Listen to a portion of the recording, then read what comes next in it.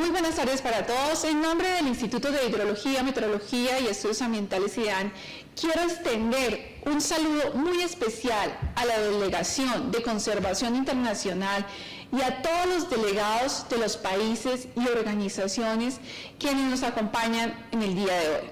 Igualmente, me gustaría agradecer al Gobierno de Costa de Marfil. Sin duda alguna, la COP15 es un momento clave para impulsar el trabajo en la gestión sostenible de los suelos y las tierras.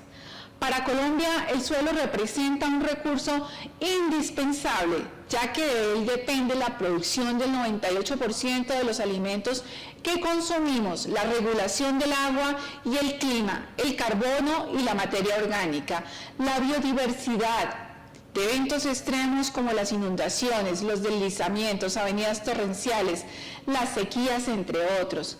Sin embargo, en el país encontramos algunos procesos en los cuales hemos venido trabajando, como son acciones para la transformación de ecosistemas y el uso inadecuado de los suelos y la disminución y pérdida de funciones y servicios ambientales de los suelos que se pueden estar presentando en algunos sectores. No obstante, para lograr la gestión sostenible de los suelos es necesario contemplar varios aspectos como la sequía, la restauración de la tierra, los derechos sobre la tierra, la igualdad de género y la capacitación de los jóvenes, entre otros.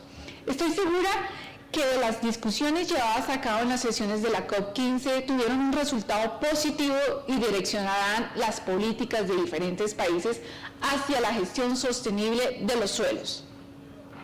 El IDEAN, en el marco de sus funciones, presenta la información actualizada del monitoreo y seguimiento del estado de la calidad de los suelos, la zonificación de la susceptibilidad general del terreno a los deslizamientos de tierra y la dinámica de las coberturas de la tierra y de los ecosistemas en el territorio nacional.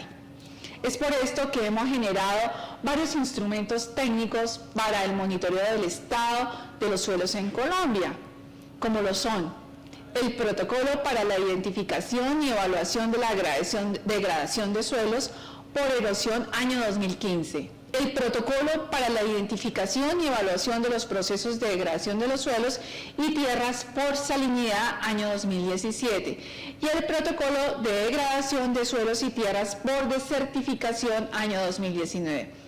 Muy orgullosos de todos estos productos. Por otra parte, en el mapa de degradación de suelos por erosión en Colombia, se identificó que el 39.8% de los suelos de Colombia presentan algún grado de erosión. Igualmente, en el mapa del estado actual de la degradación de los suelos por salinización, se determinó que el 11.7% de los suelos de Colombia presentan algún grado de salinización.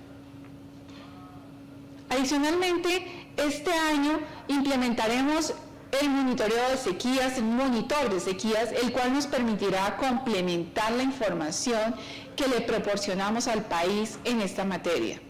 Desde el IDEAN reconocemos la importancia de trabajar articuladamente para prevenir, mitigar y evitar la degradación de la tierra. Es por esto que en nuestro rol de corresponsal de Ciencia y Tecnología de la Convención velamos por proporcionar conocimiento, información confiable, consistente y oportuna que facilita la implementación de la Convención, la definición y ajustes de las políticas ambientales y la toma de decisiones en Colombia. Es necesario continuar trabajando juntos en el conocimiento y monitoreo del estado de los recursos naturales y en especial de los suelos y de la degradación de la tierra. El apoyo financiero y tecnológico de los organismos internacionales es fundamental para avanzar en la neutralidad de la degradación de la tierra y los objetivos de desarrollo sostenible. En este sentido, nos complace que Colombia haya sido elegido como país piloto para la implementación de la iniciativa Fortalecimiento de los datos y la toma de decisiones sobre la neutralidad en la degradación de la tierra, proyecto Tools4 Land Degradation Neutralization, ejecutado por nuestros colegas de conservación internacional. Esperamos poder seguir colaborando en el marco de la gestión sostenible de los suelos y la lucha contra la desertificación y la sequía. No me queda más sino extender un agradecimiento a Conservación Internacional por el liderazgo que ha tenido en el desarrollo de este proyecto, a toda la familia de DAN, al equipo de DAN, a la Subdirección de Ecosistemas, al Grupo de Suelos, por todo su trabajo, no solo en este año, sino en años anteriores y décadas anteriores. Muchísimas gracias a todos. Muy buenas tardes para todos.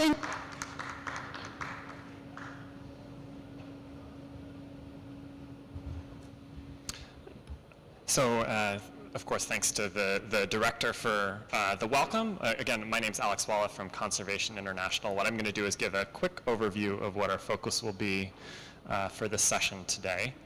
As I mentioned before, of course, this side event is centered around our work on the Tools4LDN project. You see a range, of course, of logos across the bottom of the screen.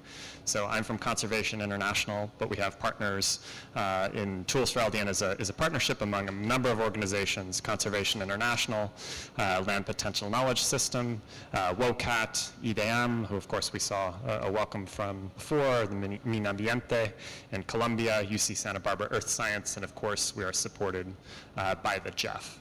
And so what is the overall focus of Tools4LDN? Really what we're trying to get at here is in response to the experiences that we had during the last reporting round and in response to requests from parties in terms of being able to better integrate national data sets with the default data sets used for reporting, and of course, where it makes sense to replace those data sets.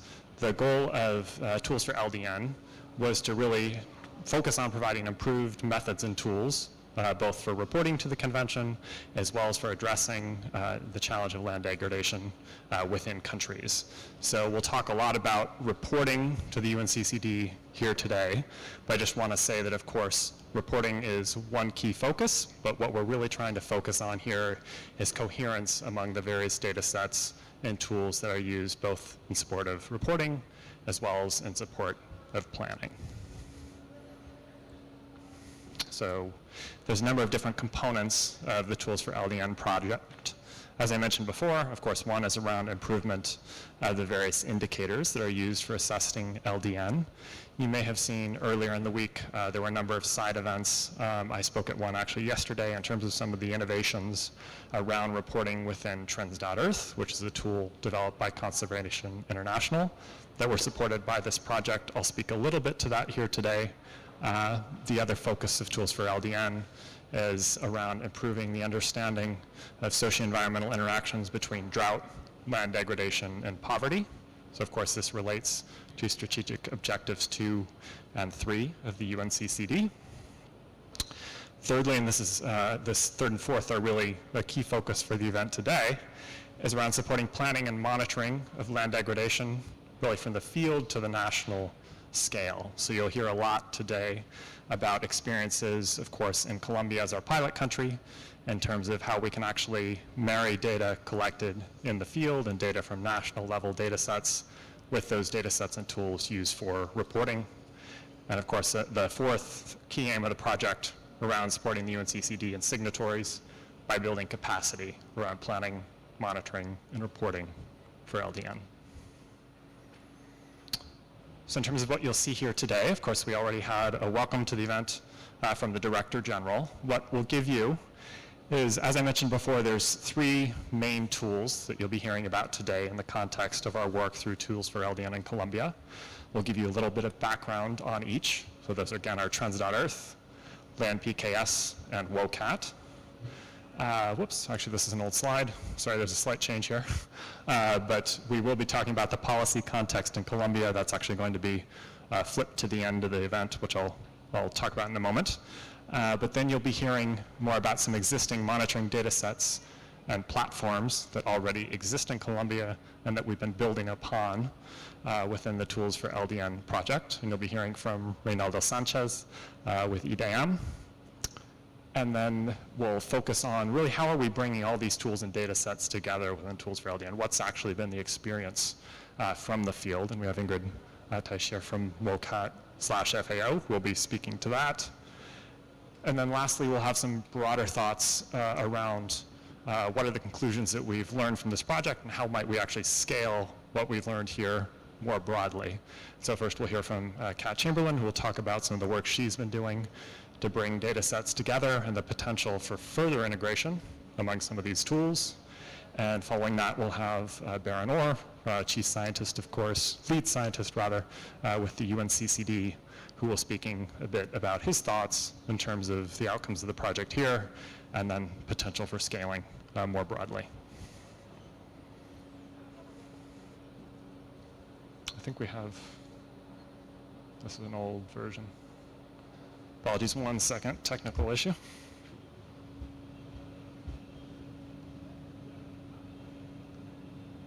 We've got the one he sent open. So it does not be, so I opened the wrong one.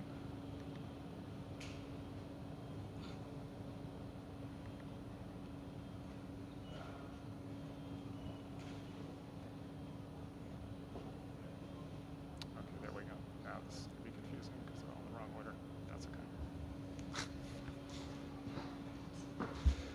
Apologies. I opened the wrong version of the PowerPoint.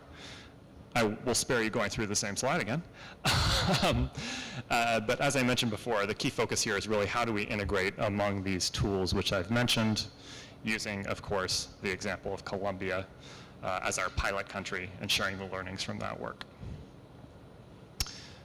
So a little background. Now I'll shift into, as I mentioned, we're going to be focusing a little bit just so you have better understanding around Trends.Earth, around WOCAT, and around LandPKS. In terms of the Trends.Earth project, which has been led by Conservation International, but with many different partners, this tool was originally developed in support of the last round of reporting, again with support from the GEF, and in close collaboration with the UNCCD.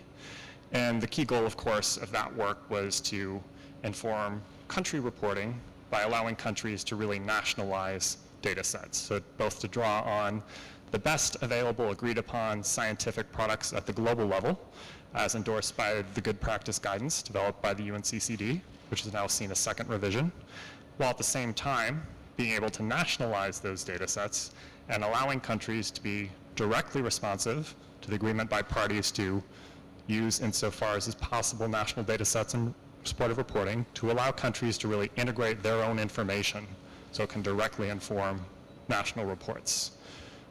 We piloted in a number of countries in that first round in Kenya, Tanzania, Senegal, and Uganda. We had the privilege, of course, in the pre-COVID environment to conduct in-person capacity building activities with a large number of countries in partnership with UNCCD. And through that work, we recognized there was a key need for integration with other tools. And not only did we recognize the need for integration with other tools, we recognized the need also to integrate information from the ground so that we could really have ground data and improved understanding speaking to data from remote sensing. The tool is, of course, free and open source, focused primarily towards monitoring indicators of land degradation. There's some additional work we've integrated around monitoring drought in support of Strategic Objective 3 that was supported by the GEF through the Tools4LDN project. And what I'm going to do is just show you very briefly some of the capabilities that we've integrated in Trends.Earth to support integrating national level data sets. So of course this is an image of Colombia. This is showing data from the default data sets that were prepared in collaboration with UNCCD to support this round of reporting. So this is the layer showing degradation from 2000 to 2015. What can be done within Trends.Earth is now, in addition to calculating a baseline, you can calculate progress relative to that baseline. So this is showing status in 2019, meaning what does land degradation look like in 2019 relative to that taking into account, that 2015 baseline. A key functionality that we've added to support this round of reporting is the ability to directly export data from Trends.Earth to Praise. So what this means in practice is that countries can, if they choose to use Trends.Earth in support of their reporting work, they can use Trends.Earth to analyze and integrate national level data sets and then directly export them into the Praise4 tool, which you may have seen Brian O'Connor present earlier this week. Next slide. One other thing I want to highlight is, in addition to accessing the default data provided by UNCCD, as I've mentioned a number of times, a key focus is allowing countries to modify those data sets and integrate national level data when available. This is just showing how within Trends.Earth, for example, for land productivity, it's possible to use different approaches to calculate that indicator. And all of these are outlined in more detail on our website, as well as in the good practice guidance for SDG 15.3.1. So for example, this is just showing how if a country should choose, it's possible to use climate data to integrate that with productivity to correct the signal that you see relative to, for example, precipitation data. And next slide. Another feature that we've added is the ability to customize the land cover legends within Trends.Earth. Many countries, and Colombia included, have national level land cover data. And so in the past, that data had to be all aggregated to within the seven standard IPCC land cover classes. It's now possible to modify that legend. So when a country does have more detailed classes available in there, we supported the direct integration of Trends.Earth with LandPKS. And what this means is now in the field, it's possible to use the LandPKS tool, which I'll speak about in a moment, because I don't think we have Jeff. Jeff is in negotiations. But the LandPKS app, the Land Potential Knowledge System app, if you're in the field and at a point, it's possible to pull down, for example, what you see here is a base map showing a satellite image of the area in which the point was collected. You can see some information on greenness, change over time, and this is outlining change in precipitation as well as land cover. And that's all possible to collect when you're in the field. Next slide. And so that's a quick overview of the Trends.Earth tool. As I mentioned earlier, we want to give you just an overview of the three tools before we get more into details of things. So unfortunately, Jeff Herrick, who's with the Agricultural Research Service of the USDA, can't join us. He's deep in negotiations. But what I'll do is, in his place, give you a quick overview of the LandPKS, Land Potential Knowledge System tool. Next slide. And so, actually we could skip to next slide also.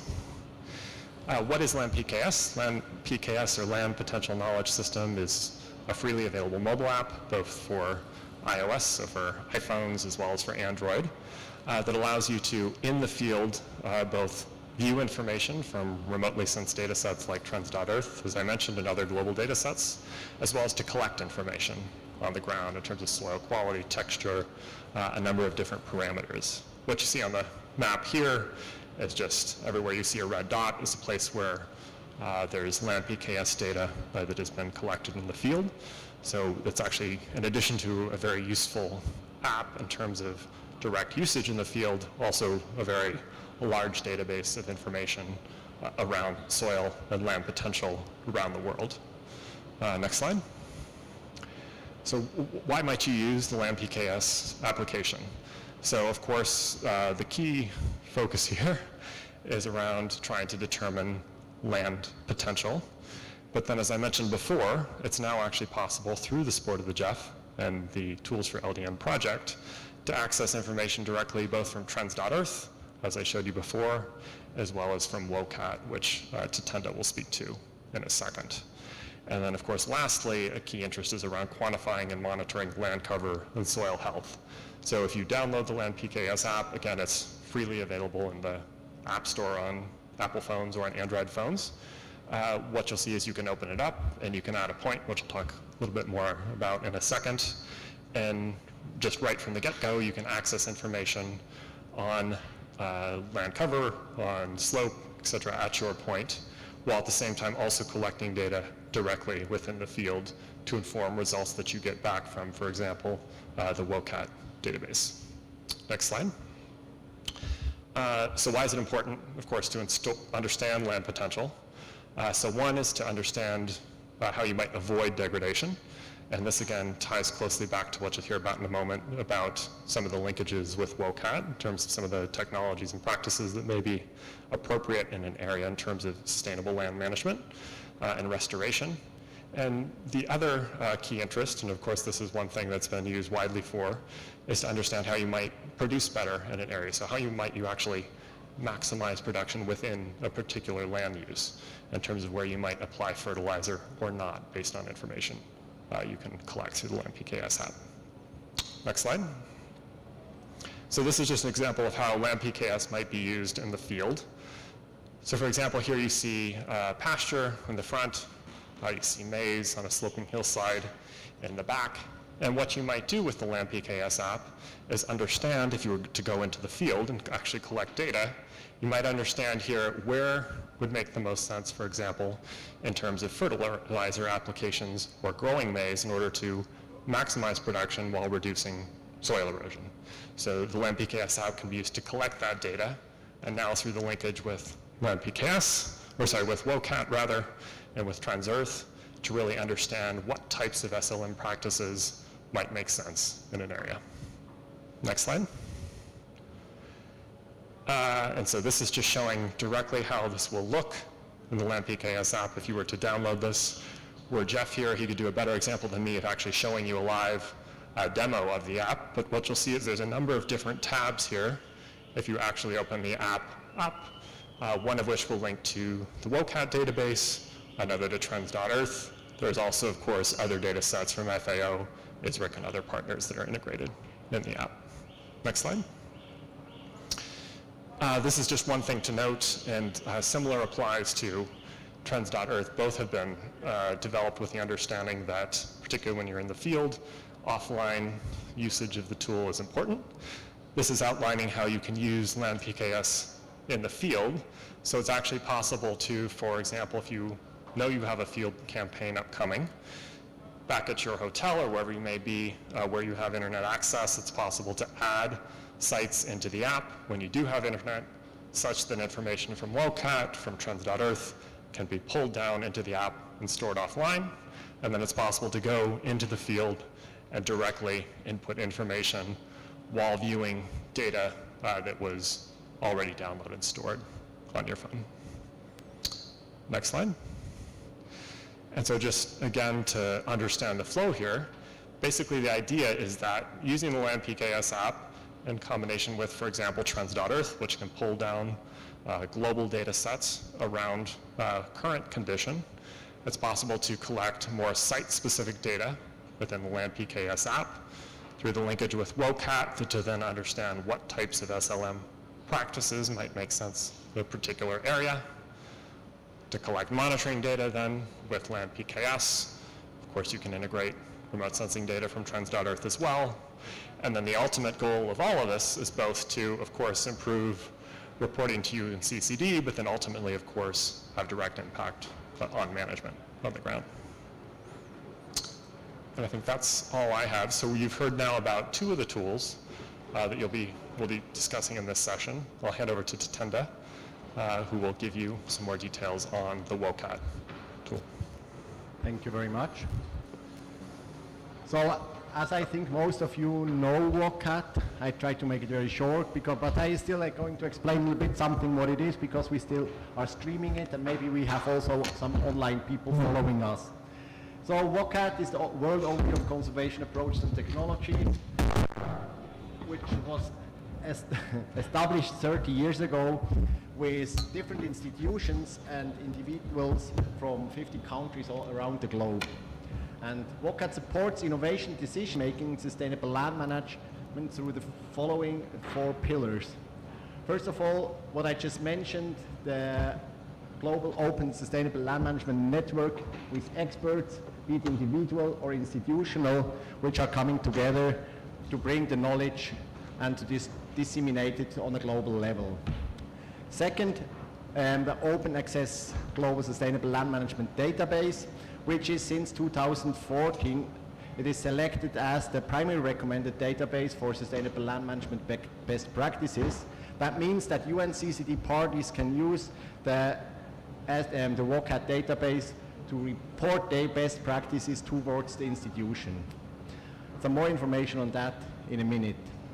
And very important, of course, also to mention is the capacity building part, where WCAT is supporting projects and institutions to build their capacities, and there, on the one hand, in the assessment of land degradation, but also in the evaluation of potential sustainable land management solution.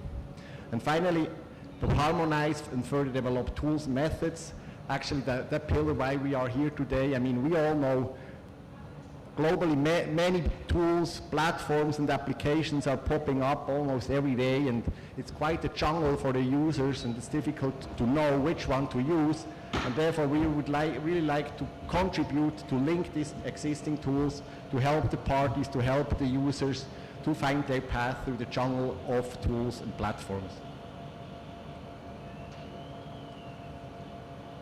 So the global sustainable land management database has today more than 2,000 proven field tested practices, which are all reviewed from 133 countries, and of course they are freely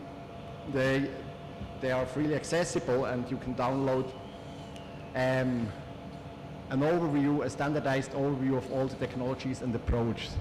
And the database filter helps actually then to find relevant technologies for a specific area, for specific landscapes or ecosystems.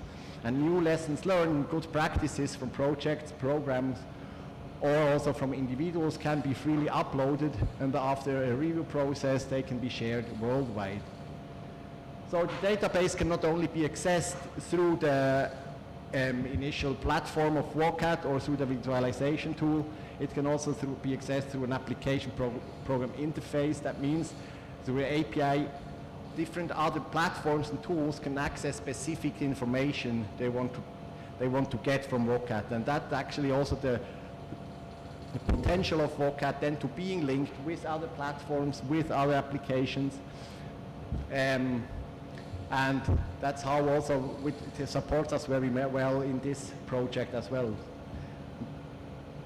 Maybe just some words now talking about the linkages of platforms and tools. I would like to show you how we link now WCAT with the land PKS, because there for the moment we did not use the API. So for the moment we have 110 selected sustainable land management best practices, and so these best practices have been selected by experts from WCAT and from land PKS partners to really find the best practices from around the globe, which are representing the WCAT database, which then can be included in land PKS, that also to get not just always the same document technology suggested, but at the same time also to reduce the size of the app itself. And you can see then in what just has been mentioned before by Alex, with land PKS you can access filters which you can see linked there. Yes, actually that brings us a bit to the conclusion of the whole idea, also already mentioned by Alex before, from the LDN monitoring and reporting from the global scale, then coming to the verification somehow. So what is this global data? What does it mean? What does other data set say? How can it be compared with other data sets which are available maybe on a more local level? And also with land PKS, how does it look like on the ground for ground truthing? And then also looking at the sustainable land management solutions. So what solutions have been implemented in these specific areas to avoid, to reduce or restore the land? And there I think is the big potential later on, if we are really strengthening this collaboration, to bring them also in, or to see the changes in the land degradation reached by implementation of sustainable land management. There we are still working on the interlinkage then also back from WCAT to Trends.Earth and to the other tools which are mentioned here, and the one tool will just also be presented by Ingrid in a few minutes.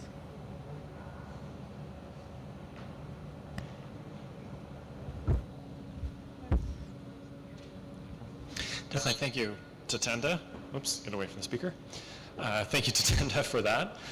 So now we have a presentation from Reynaldo Sanchez, who's the coordinator of the Land and Soils Group in Colombia. This presentation will be in Spanish. We do have subtitles, and we do have, Ingrid has volunteered to read if it's useful to people. I don't know if you can see the subtitles where you are back there in the back. Would you prefer if we read them live? No? Okay. Just raise your hands if yes, if you would like us. That sounds like we're, oh yes, okay. So we can do that. Let me just get things set up.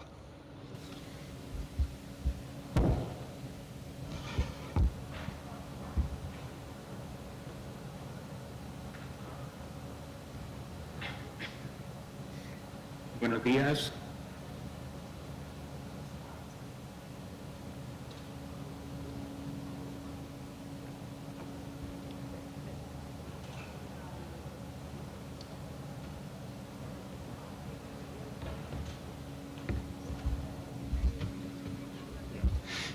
And if I could just ask to have the audio turned down for the video.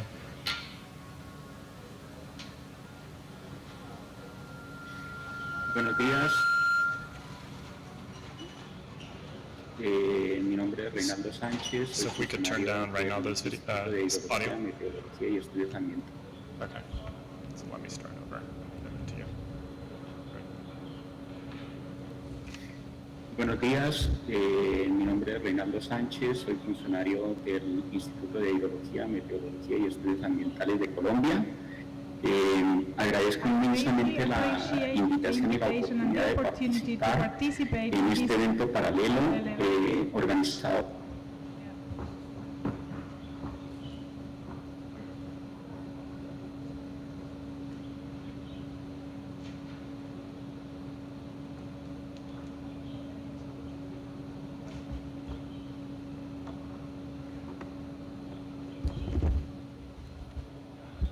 Apologies, give us 1 second.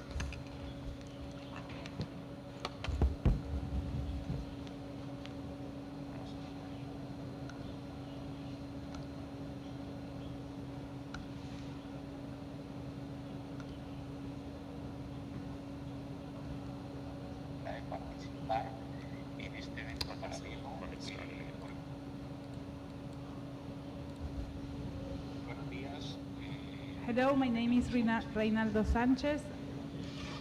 I'm an official of the Institute of Hydrology, Meteorology, and Environmental Studies of Colombia. I greatly appreciate the invitation and the opportunity to participate in this parallel event organized by the United Nations Convention to Combat Desertification. We are going to present some general aspects of Colombia. Colombia is an equatorial country that is located in the northwest of Latin America, which is a very diverse country in all aspects. Geologically, it presents all types of rocks, from igneous to metamorphic, with very important volcanic and seismic tectonic activity that have originated various geomorphological environments. And in that case, we are influenced by the 3 mountain ranges of Colombia, which are oriented south to north. In the same way, we have the presence of all climates from warm, dry to warm, rainy, and very cold and extremely cold, dry to very humid.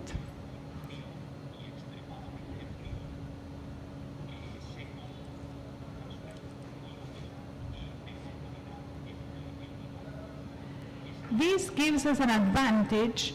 It is comparative, and we are one of the most diverse and biodiverse on the planet.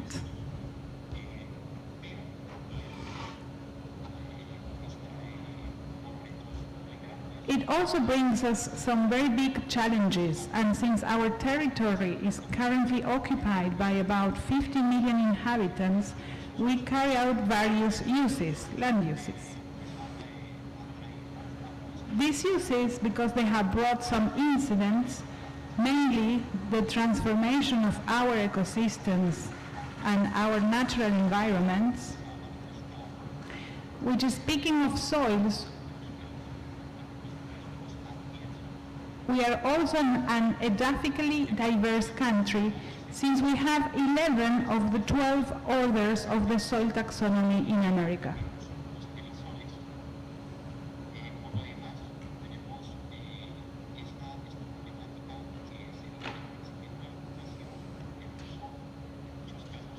We are only missing felisols. For the rest, we have this problem, which is the growth of the population, the use, in many cases inadequate, which has brought about the deterioration of the quality of the soil.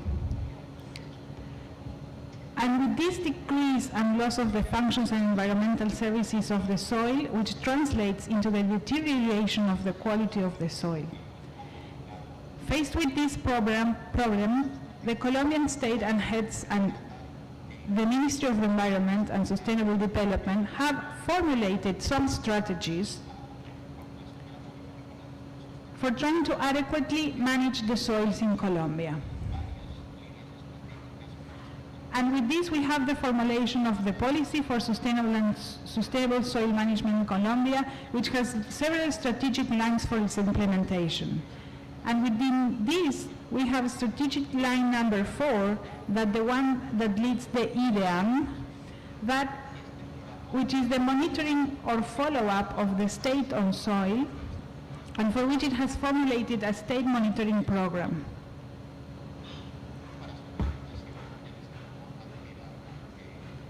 This program is articulated with the National Action Plan to combat desertification and drought within the National Development Plan Fund, and for its implementation, the Institute has generated a series of instruments based mainly on methodological protocols.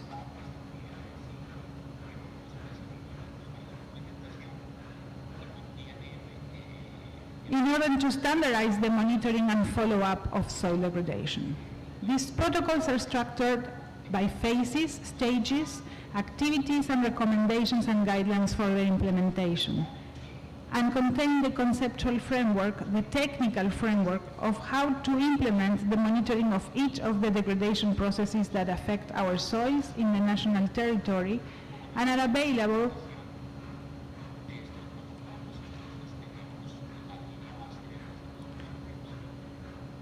and they are instruments that are useful not only for Colombia, but for any of the countries that are interested as a result of the implementation of these protocols. So we have the baseline of degradation of soils by erosion, which is one of the main problems that affect soils and lands on the planet. This study was carried out on a scale of about 100,000 and has a principal diagnosis that 39.8% of the soils of Colombia are affected by some degree of erosion, with the majority being moderately affected.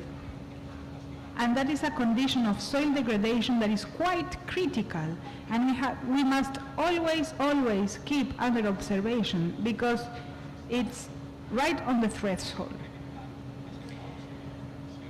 From this point, we can either maintain stability with a moderate degree of degradation, or the degradation can increase and become more and more severe.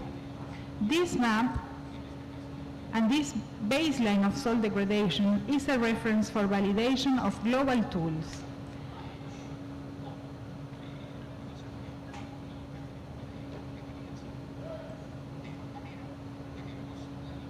And in this case, for the Tools4LDN project, it was then incorporated as an instrument as a validation reference.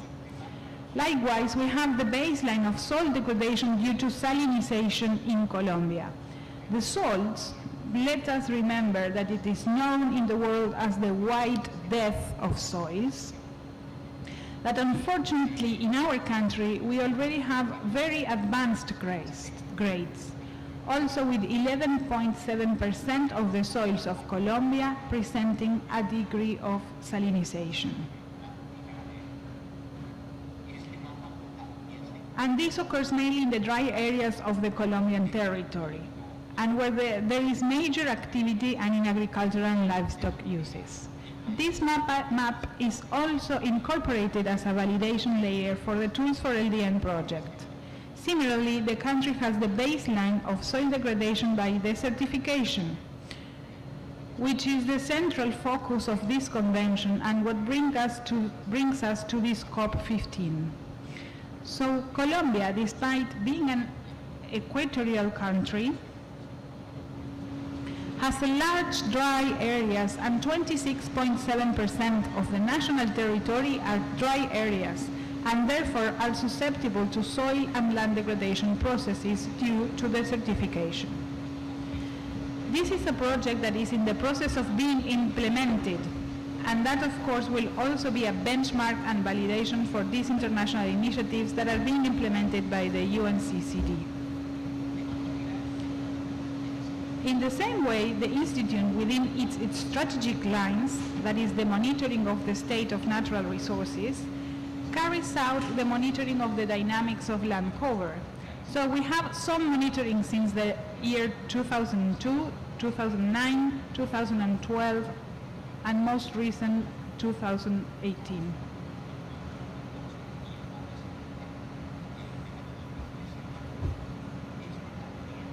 This is also a reference for the validation of the proxy indicators proposed by the Convention for monitoring land degradation. So this will be a reference for a higher resolution dataset. These maps are made at a scale of about 1 to 100,000 and have monitoring and validation in the field, which is very important as a reference and validation. In the same way, the Institute monitors and follows up deforestation in Colombia, for which it has implementing a monitoring system for early detection of deforestation. Deforestation is perhaps one of the biggest problems that the planet, and is the door to the beginning of degradation of soils and lands. And in this case, the IDEAM, and through its monitoring system, carries out actions at the national level and at the municipal and regional level, at the federal level, and even at the property level, monitoring these problems and its expansion fronts, as we can see in this figure.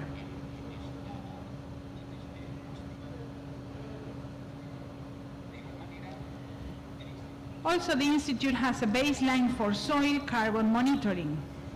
The soil carbon map was implemented for Colombia through the IPCC methodology in 2006 and recently updated so that it is available.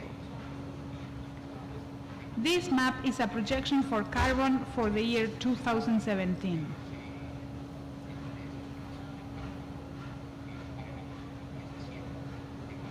Similarly, Colombia has other diagnoses using more advanced methodologies being implemented by the Global Soil Partnership, and in this case using digital soil mapping.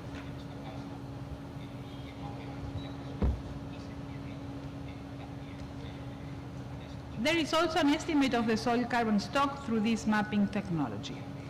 And recently, modeling was done to establish the sequestration potential of soil organic carbon of soils.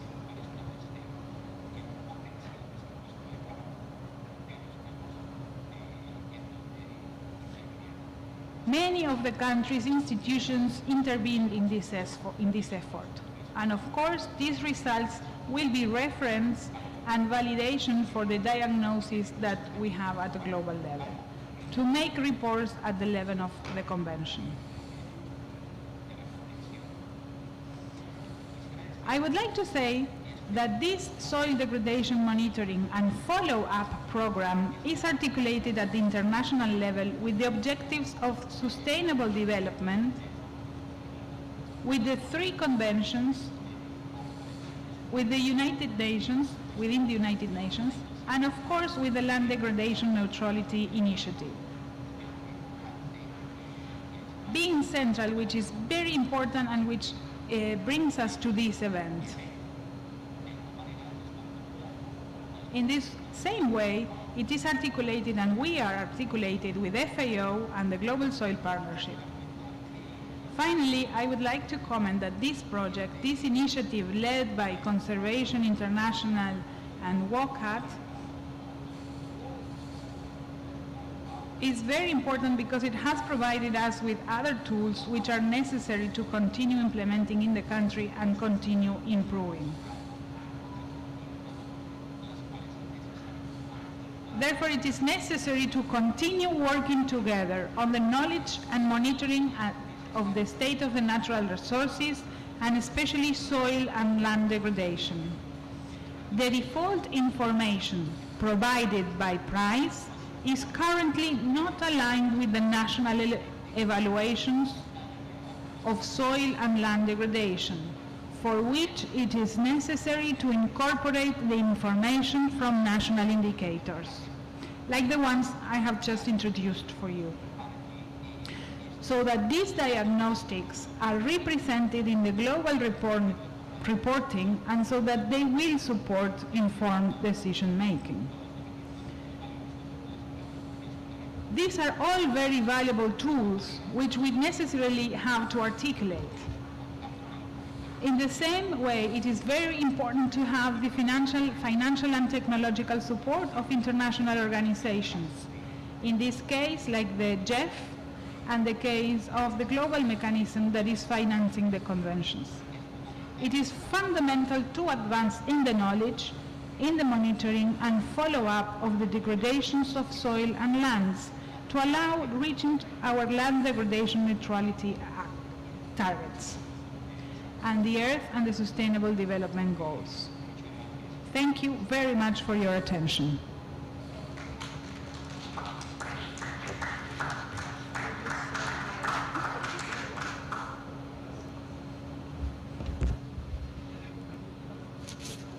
Thank you, Teo Ronaldo, and also thank you very much, Ingrid, as well. Let me get back up.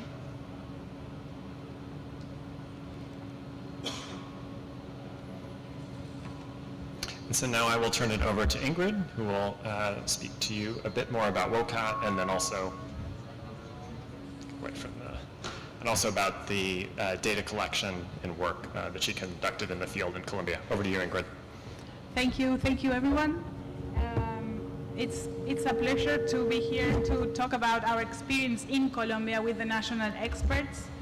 And as Alex was mentioning before, one of the main components of the Tools4LDN project is to support planning and monitoring of land degradation neutrality priorities from field to national scales. And we've been hearing this also in the COP, many countries expressing the need to integrate, as Reynaldo was saying in the video, to integrate the national information so that we can achieve this feedback, this loop that we like to relate to the convergence of evidence principle, in which the data, the global data and the national data is updated with local data validated at field scale and with expert knowledge data.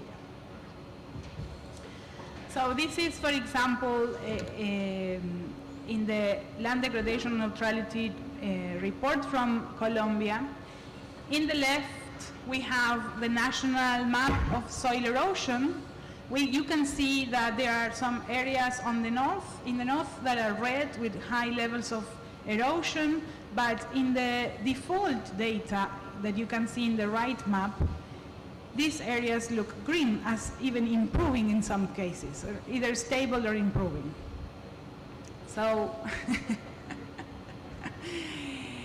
and this, for example, is what Colombia reported in Price 3. They reported 7% of degradation using the default methodology. They indicated that the level of confidence was very low because it was difficult to integrate the national information at the moment.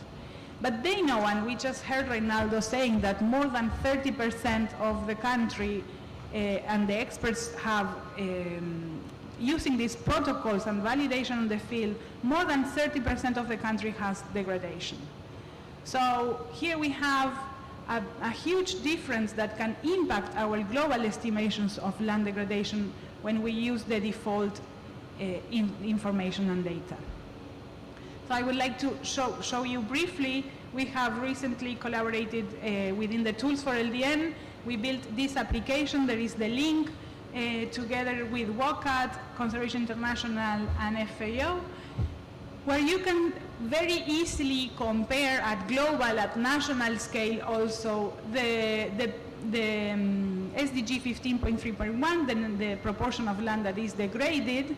And if we use the default data that is in price 4 actually, which is based on the land productivity dynamics map produced by the JRC, we are seeing that most of the globe is not degraded, and only 7% of the area of the globe is with degradation.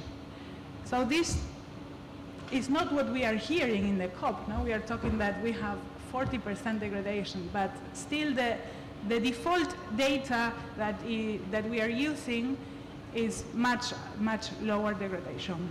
And this is what you would estimate using, this is for the baseline period, no? And from 2000 to 2015.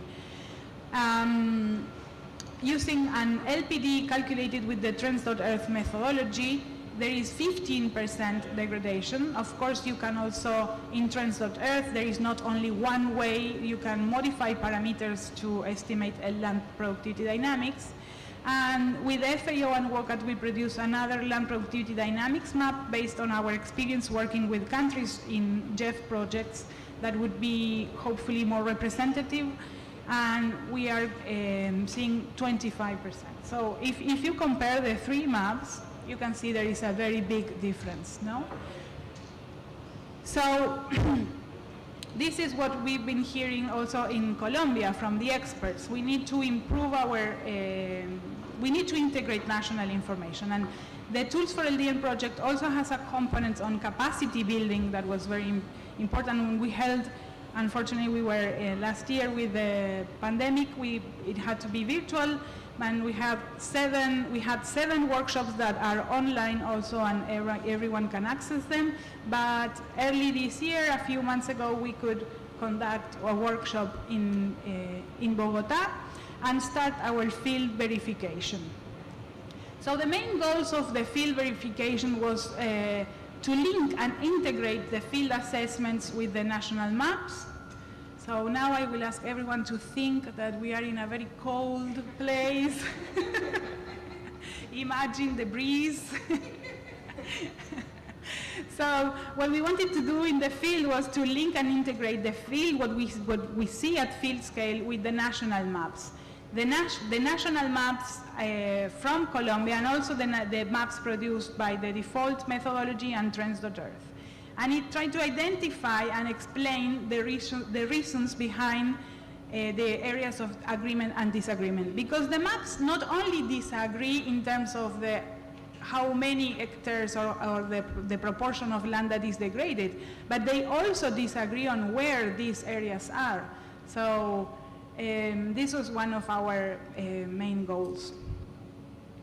We also took the opportunity, and this was one of our goals, to test the ability of the users to use land PKS across a wide range of land types and management systems for different reasons, but one of the most important for us was to select appropriate technologies. Now, Tatenda was mentioning how the WCAT database is now integrated in land PKS, and how you can, using the information you are collecting at the field, you will get a suggestion or a set of SLM practices that could be appropriate for that area. And we wanted to test if this was in line with what the experts knew.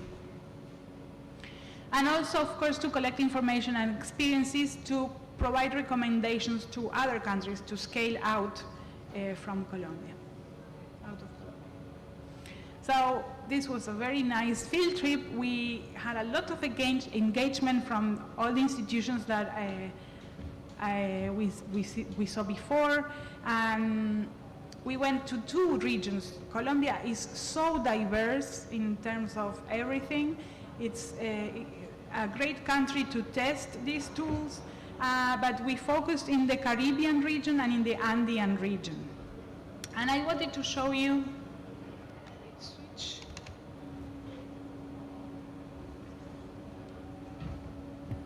I wanted to show you live how we are using this tool that Atenda was mentioning and that you could see in the plot in the right, which is an LDN decision support system where we integrated these data sets that Colombia has.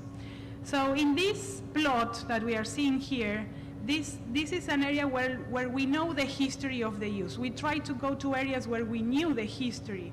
If there had been a land use change when it happened, and in this case, for example, in 2014, a sustainable land management practice was implemented that is called silvopastoral arrangement of tree species with potential to improve soil quality in the high tropics. So they basically have a forestry system, and I want to show you. Okay, so this is the DSS, the decision support system that we built for Colombia.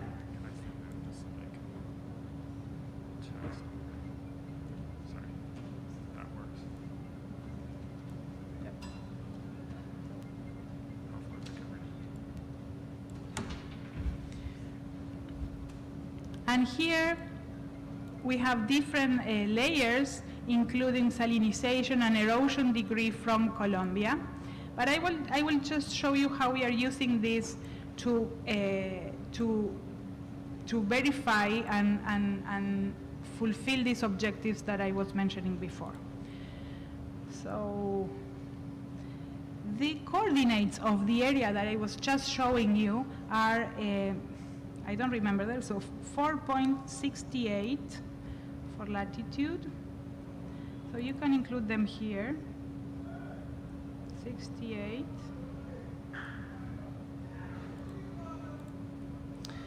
And 74.21.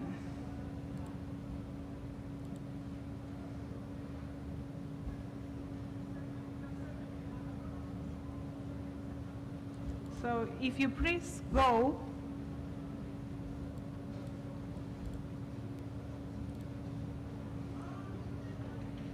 here is where we were, where I took those pictures. So let's zoom in. Hopefully internet will be on our side.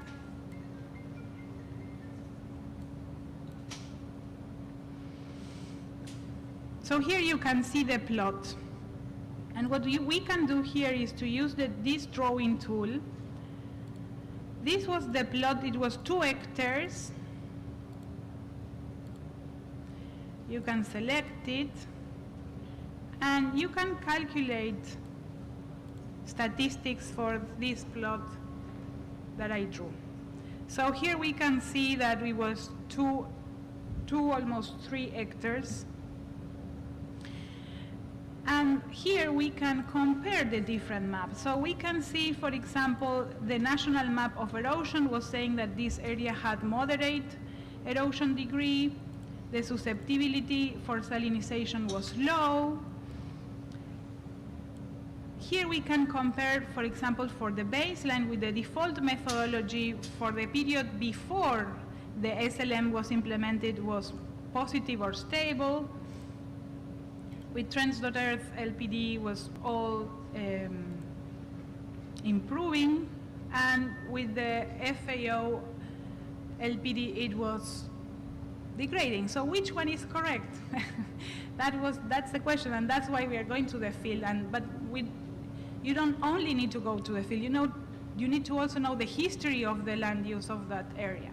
This is why mapping land degradation is so difficult. And very interestingly, here in the app, you can see these charts. Here we can see the NDVI time series from 2001 to 2020. So basically, the way we are mapping degradation is analyzing this information, no? Because land productivity dynamics comes from seeing if this trend is positive or negative or stable. So it's very useful to actually see the data and see, because you can analyze that data in very different ways, and as you can see, obtain very different results. So in this area, we can see that there was some improvement in general, and then there was some declining, and then after the SLM was implemented, there was some improvements.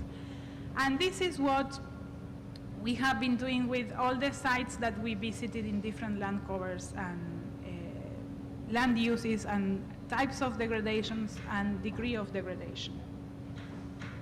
This is just to show you, I think.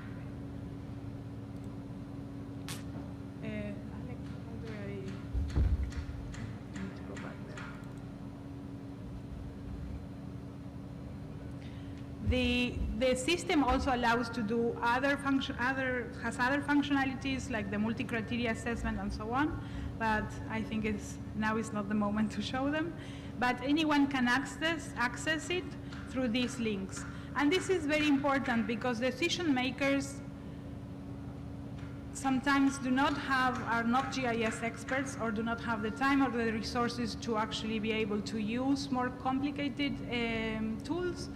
So this app, as you saw, it was super easy, just a few links and you can analyze and access the data very quickly. So a decision maker can make analysis and make decisions hopefully based on the evidence that is available. These are other examples of areas that we visited and how the different maps were behaving. And here you can see the difference also from the trends.earth land productivity and the JRC, the default productivity, has also a different spatial resolution. So one of our main conclusions after visiting many sites was, this is repetitive, but that the default data was not very representative of what was happening at the field scale, and that the spatial resolution that it has, 1 kilometer, it's also very not useful for working at field scale. We also tried regarding land PKS that I mentioned that we were testing its ability to suggest sustainable land management practices. It worked well. It suggested practices that the experts considered were relevant for that area. But what we were discussing is that it would be important to include other practices, and maybe this is one of the ways forward with the Tools4LDN project. So that's all from my side. Thank you very much.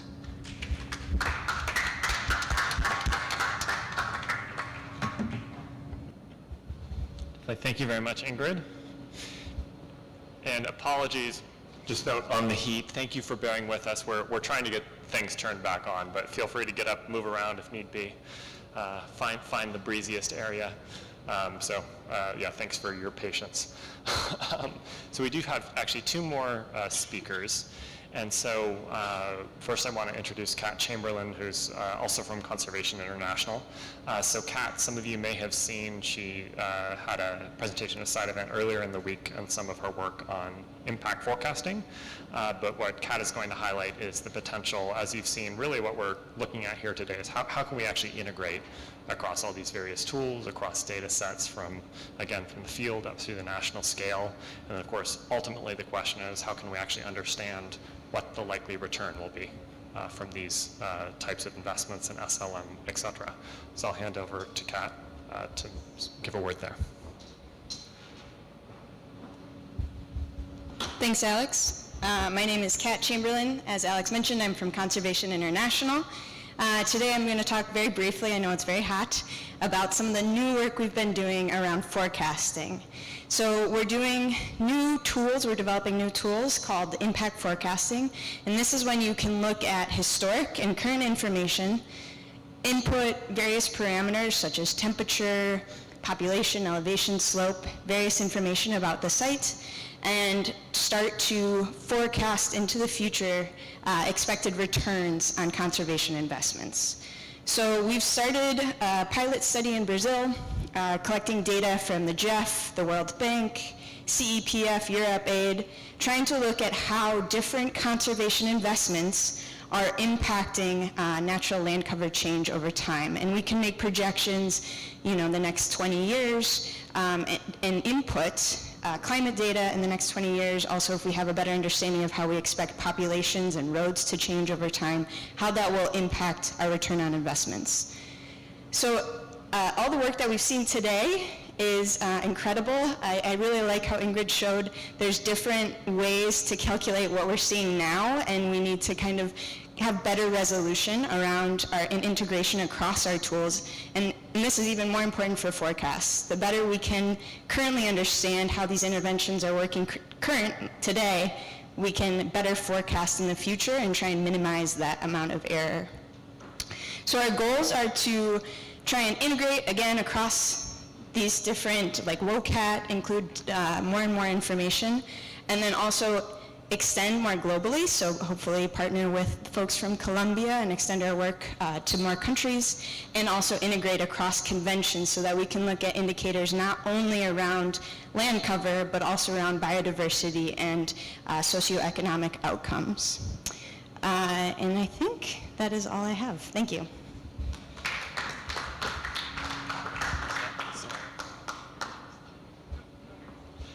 Definitely, thank you, Kat. And part of the reason I asked Kat to speak is just to really highlight, I think, what we've really learned through this process. It's not like it's something we didn't know going into this, but really it's the value of partnership in terms of really building these interconnections among, not only among tools, but among organizations, national focal points, folks on the ground. And I do just want to mention, so Conservation International, as our other organizations, is of course a key member of the Group on Earth Observation's Land Degradation Neutrality Initiative, or GOLDN. I co-lead Working Group 3, which is around data analytics. And so GOLDN, you may have seen, we mentioned it earlier in the week at another side event, but is really one vehicle that's helping to really drive this type of integration among tools, particularly through, again, that Working Group 3, which is around data analytics. That I co-lead. And we've been lucky enough to have strong support from the government of Germany, so you'll be hearing much more from GOLDN in the near future as we build towards really this type of integration that we've mentioned. So lastly, just before we get to our discussion, I want to introduce Baron Joseph Orr, who I'm sure many of you have met. Baron is lead scientist at UNCCD, and I'll hand the mic over to you, Baron, to say a few words in conclusion. So thank you very much, Alex, and for all that are involved with Tools4LDN for the opportunity to be here. And I guess I'll start with what Kat said at the end. It's all about integration. And if you've been following the last few COPs for where the UNCCD is headed in terms of data, we've moved far away from choose the best data set and then make everybody use it, to an approach that actually is based on trying to bring the entire Earth observation community together and operate on minimum standards, and then also on integrating tools. And that's the working group that Alex is helping lead. So to kind of summarize from what I heard in these different presentations, it's very clear from the initial presentation from the director that in Colombia that we need reliable, consistent, and timely information. That's critical, and I think that everything that we saw after that boosts each of those, the reliability, the consistency, and the timeliness. In the case of Colombia, this is geared towards assessing land degradation, of course, but she also made a point that it's not only land, it's the relationship between land and drought and resilience in general. So it's not, at the national level, what we might report at the global level is to help with understanding the global story. But what's really key is that what we produce to create those reports should feed into relevance at the national level with all other types of data sets. And I think that that was very important in the presentations which followed. She also emphasized vulnerable communities and affected areas, and I don't think that came out clear in all the other presentations because we're trying to tackle these other issues to do with data. But ultimately, that's the key, that we connect this to the actual people that are affected on the ground. So the main tools that were presented are, of course, Trends.Earth, LandPKS, and WOCOT. And in the Colombia example, they looked at this relative to policy, relative to platforms, and data sets, which I think is also very important. And I think it's important to also emphasize that this approach that basically makes it possible for a country to receive default data and then very easily bring in national data, do comparisons, and then decide, actually is a capacity development mechanism, right? We always think of capacity development as training, but if you're not facilitating what you're training on through technology, then the uptake is essentially zero. This approach is turning that upside down. It's doing everything possible to bring the technologies together so that you don't have to in the national level, and then allowing the choice, and that's really key. In other words, you then become the analyst and the decision maker rather than the complete producer of all that information. With LandPKS, I think what's really powerful there is we have a tool that can be used by anybody on the ground to get a sense of current condition and land capability and inform everything else that we're doing with these other data sets. And I think you all know very well that WOCOT has made great strides in helping that decision, what actually among these 1,500 practices is relevant in this location for these objectives. I think that's a very powerful development.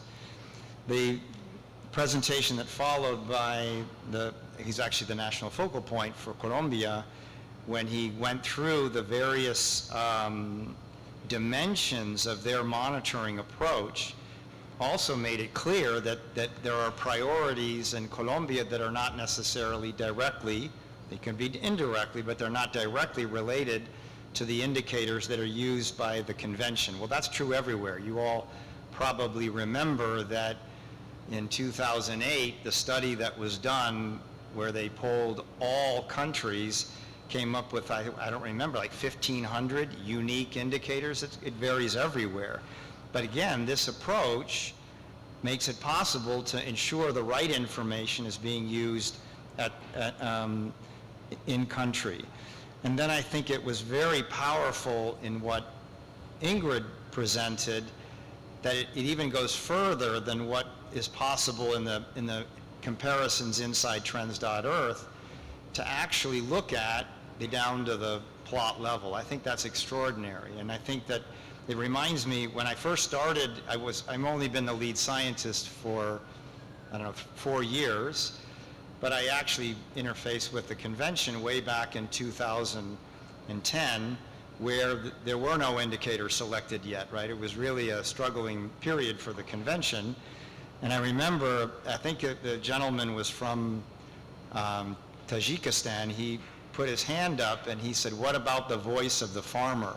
And then I think 30 or 40 parties said the same thing afterwards. And what I've noticed is between WOCOT, LandPKS, and the decision support tool that Ingrid presented, the voice comes in many ways, right? It's not just talking, but also verifying, determining what is actually accurate, what's not accurate. And in the conceptual framework for land degradation neutrality, this is key. It's a fundamental thread through the entire framework, that there has to be this, they call it in the scientific world, nested hierarchies institutionally, where information from the ground can make it up and inform that national process. That's more and more possible from what I saw presented here. I think it's extraordinary, and I think it can really advance where we're going. So 2 last comments. One is, whether you realize it or not, a paragraph has been adopted in the national reporting that makes it clear, as we get these improvements in the next round of reporting, everything can be recalculated, right? And that's really important, because if indeed the number that was reported by Colombia is actually lower than what they really feel is the case, that can change, and that baseline can be recalculated, and then the trend can be recalculated, and we correct not only for today or in 4 years from now, but also back in time. And that's critical, right? I mean, the whole idea here is to get it right. It's not to be right, because that's really challenging when it comes to these kinds of technologies. It's to keep this engine moving forward.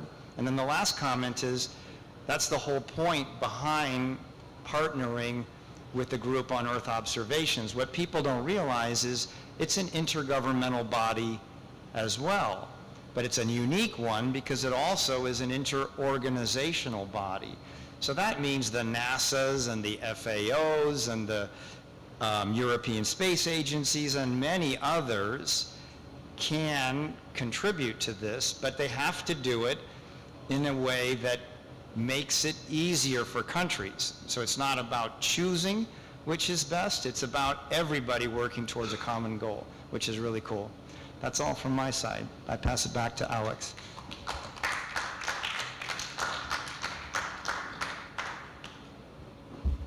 Definitely, thank you very much, Baron. So we actually do have still one more presentation to bring things back really to, what are we doing this all for? Whoops, sorry. Like, thank you, so you can hear me. What are we doing this all for is really to inform, of course, the national level context and change on the ground. So in a second, I'm going to show another video from Olga Ospina, who's really going to get into a bit more detail about how what everything we're doing here today is flowing back into policy in Colombia. Before we do that, I do want to check, though, if there's any questions on things thus far, especially around the integration of tools, the work that Ingrid presented in the field, the summation thus far that Baron's provided, and from Kat and Tatenda. Are there any questions at this point? Yes.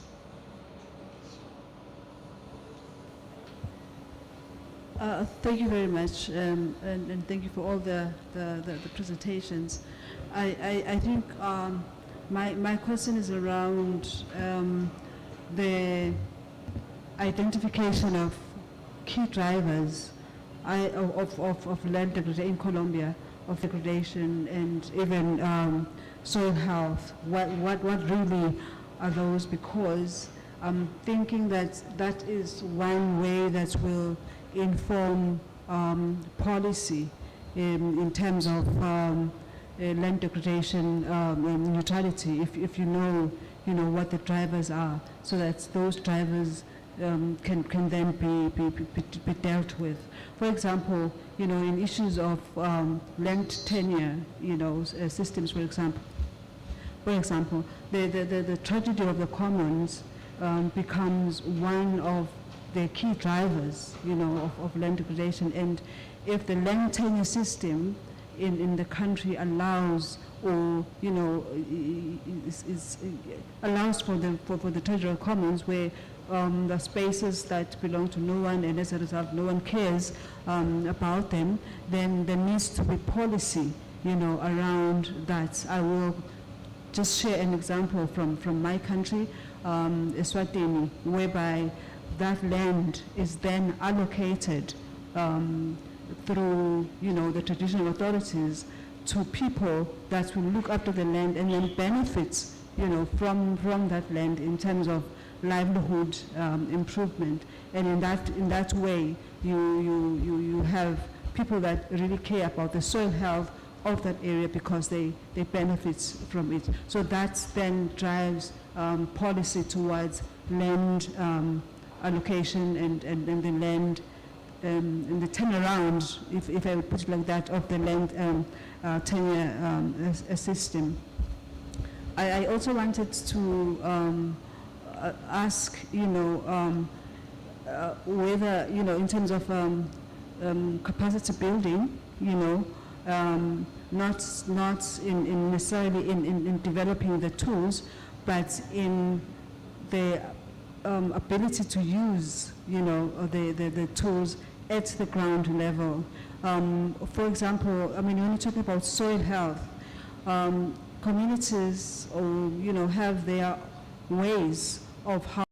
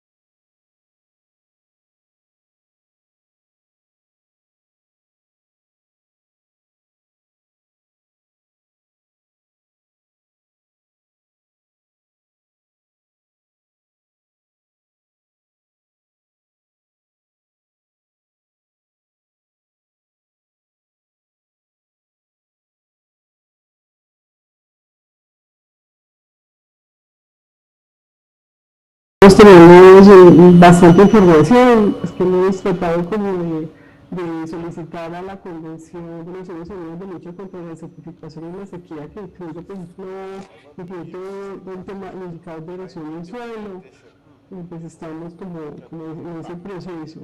Pues a través de avance tienen los protocolos de degradación por erosión, de estabilización y recientemente pues así ya se lanzó el de certificación.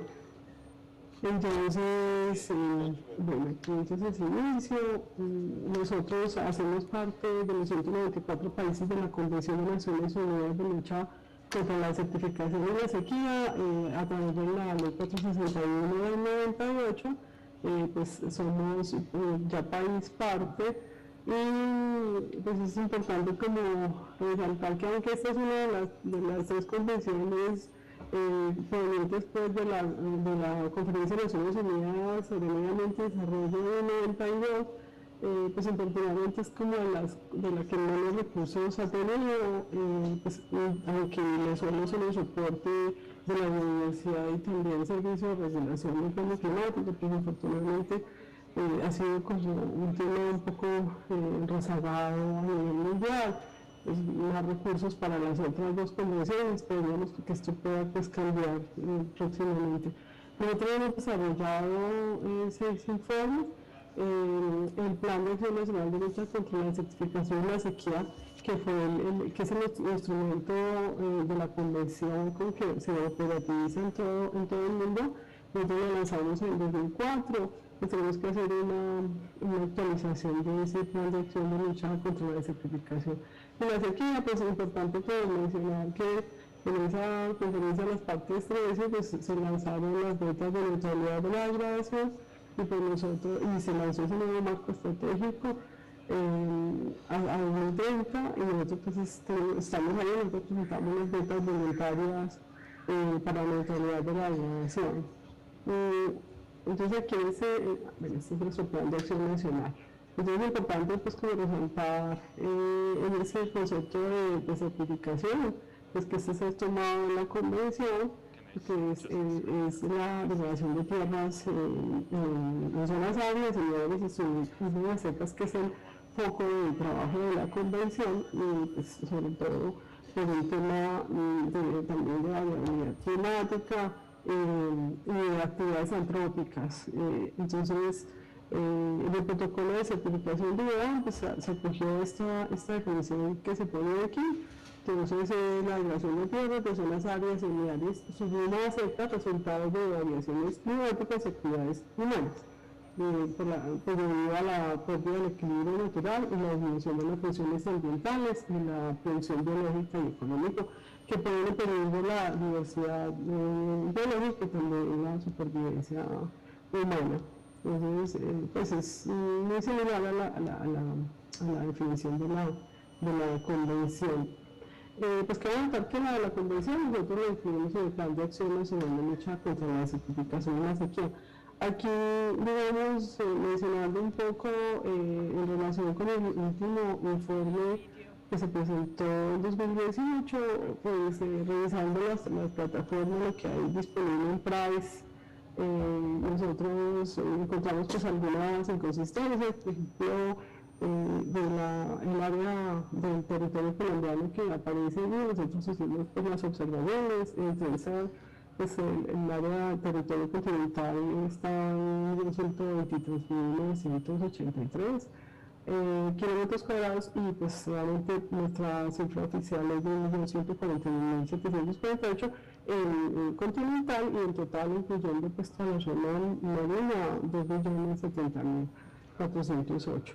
Y nosotros hicimos esa solicitud como de la actualización de esa cifra.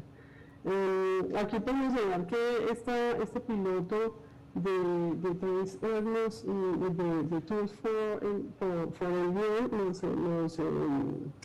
nos aporta bastante a cumplir los objetivos estratégicos del informe, pues que aunque para este año el séptimo informe tiene algunas pocas cambios en algunos indicadores, pues este primer indicador, este primer objetivo de mejorar la condición de los ecosistemas afectados combatir la desertificación y fomentar la gestión sostenible, además de contribuir a la neutralidad de degradación, pues tiene los 3 indicadores de cobertura vegetal, de productividad y funcionamiento y de stock de carbono.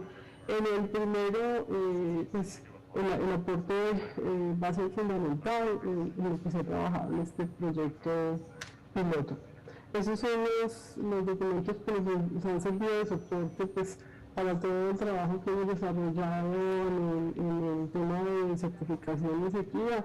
Pues mencionar que posteriormente pues, todo lo que se había incluido en el PAN se retomó en la política para la gestión sostenible del suelo, que se sacó en 2016. Y pues, el trabajo que se ha adelantado con de todo el tema de coberturas de la tierra y los protocolos. Pues aquí está sobre la carátula de certificación, pero pues están los otros 2 protocolos.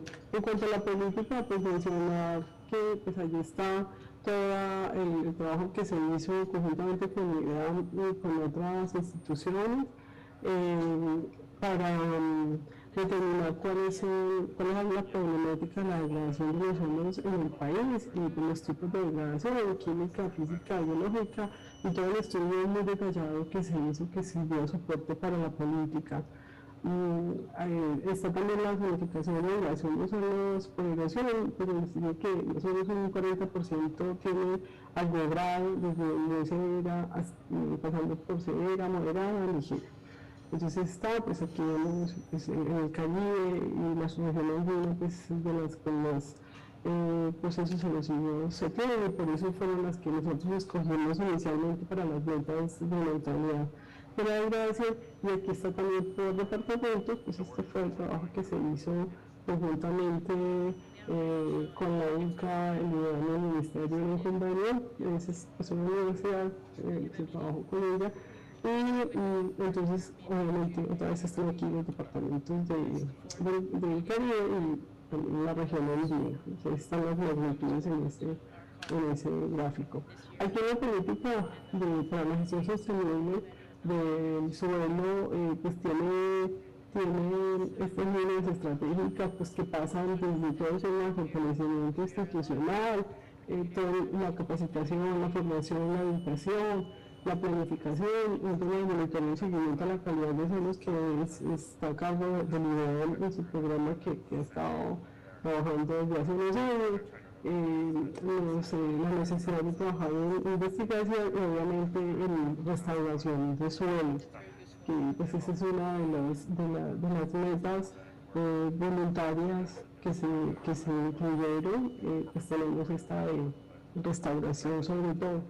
Este documento pues, es a 20 años y pues la idea es que cada 10 años se haga una evaluación integral, aunque pues en este año precisamente pues está empezando como a hacer un seguimiento de su ejecución. En el informe de la convención nosotros tenemos unas metas de aplicación nacional que vienen del Plan de Acción Nacional de Lucha contra la Desertificación y la Sequía, y que pues están acordes también con todo el marco estratégico de la convención, y pues, que tiene que ver con incorporar el tema de seguridad alimentaria, pues la idea es poder trabajar unos planes de acción regionales, desarrollar programas agrícolas, pecuarios, manejando pues buenas prácticas, economía, todo el tema de la tecnología sostenible y con participación. Y también adelantar manejo de sistemas agroforestales y contribuir a la seguridad alimentaria en las zonas secas. Del informe anterior, pues podemos ver como un poco estos resultados que nos salieron, y es que 9.87% de la superficie cubierta por áreas húmedas, bosques y áreas seminaturales, superficies de agua presentaron un decrecimiento entre 2000 a 2012, que el 39.76% de los países presentan un grado de erosión, ya lo habíamos mencionado, entre ligera y severa, siendo Cesar, Caldas, Córdoba, Cundinamarca y Santander los más afectados, que el 2.92% del país se encuentra grado de erosión en grado severo y muy severo, y pues sobre todo en La Guajira, Magdalena y Cesar, pues en el Caribe. Y en ese punto 6 tiene algo de salinización. Entonces es una pues, de los resultados del informe.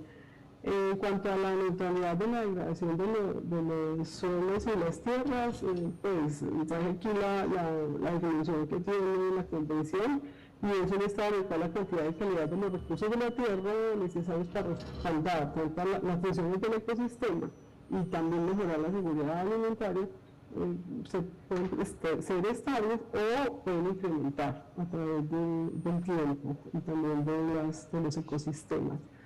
Entonces busca ese equilibrio entre la nueva degradación de tierras anticipada y las medidas para mejorar la tierra degradada. Y en general, a través de restauración y ordenación sostenible, nosotros sobre todo pues tenemos algunas metas que están en restauración y tenemos también de planificación. Y está pues para aportar en la meta del Objetivo de Desarrollo Sostenible 15.3, que es a 2030 luchar contra la desertificación, rehabilitar tierras, suelos degradados, incluidas las que están afectadas por desertificación y también por sequía. Y también incluye inundaciones y procurar pues un mundo con degradación neutra del suelo. Y aquí están pues las metas que nosotros tenemos registradas ante la convención. Pues este es el programa que se trabajó en 2017 y las metas. Entonces están las metas pues muy concretas, como recuerdo pues son voluntarios, son 2030.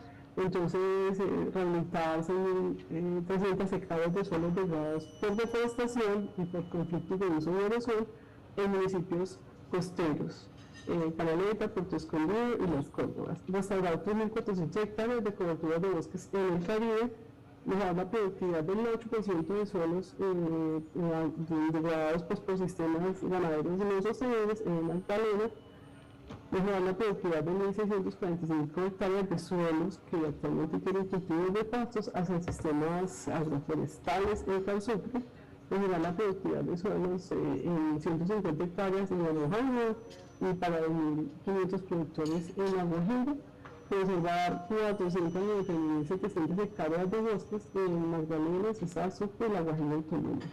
Incorporar al menos 5 instrumentos de planificación que son los planes de ordenamiento, los esquemas de ordenamiento territorial, criterios para fomentar el uso adecuado del suelo, la presentación de las funciones y los servicios ecosistémicos.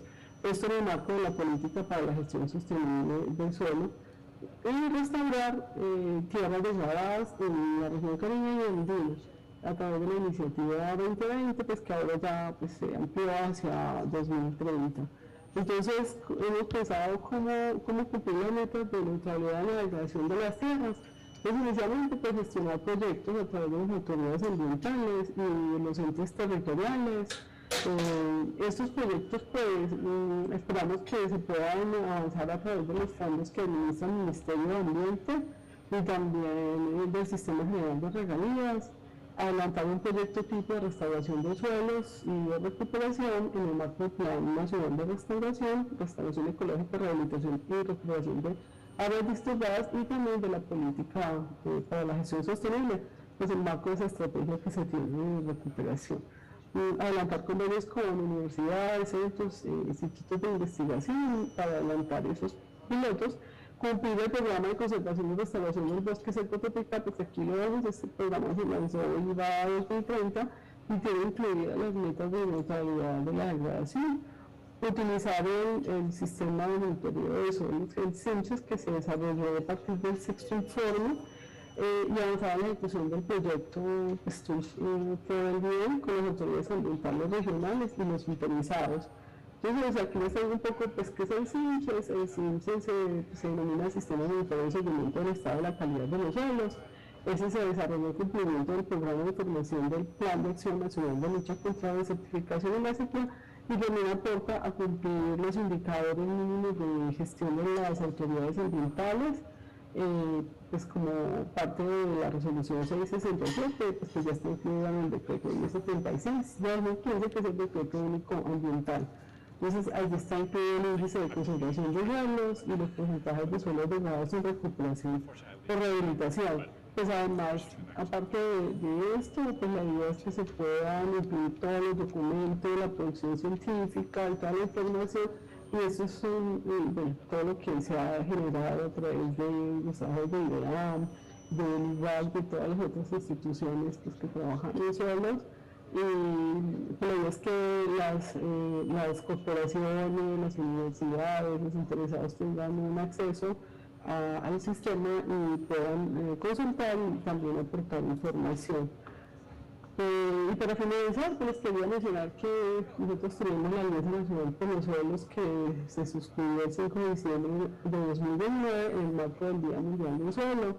Y pues está también voluntaria, pues pero la idea es poder avanzar en todas estas metas que tenemos de los diferentes instrumentos de política, la política para gestión integral de biodiversidad y servicios ecosistémicos, el Plan Nacional de Restauración, este Plan de Acción de Lucha contra la desertificación y sequía, la política de cambio climático y pues la que tenemos actualmente de la Alianza Latinoamericana por los Suelos. Y también, obviamente, pues está como una de las metas grandes, aportar en el logro de las metas voluntarias de neutralidad de la degradación a 2030. Pues aquí están los que han suscrito hasta la fecha, pues estamos en el Ministerio,